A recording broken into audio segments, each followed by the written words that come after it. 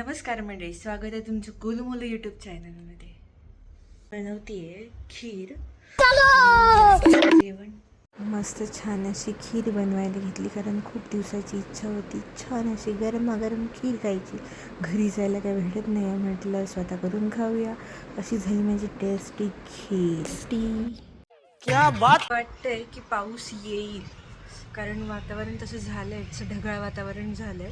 छान वाटते. आज मी करते कोलीम, मस्त असं राईस अँड कोलीम.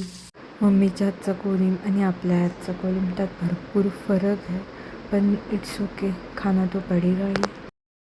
चेहऱ्यावरती तर हिला यावंच लागतं. ही बघा किती मोठी आली आहे. भगवान, मैं सहन कर सकूं उतना ही दुख देना.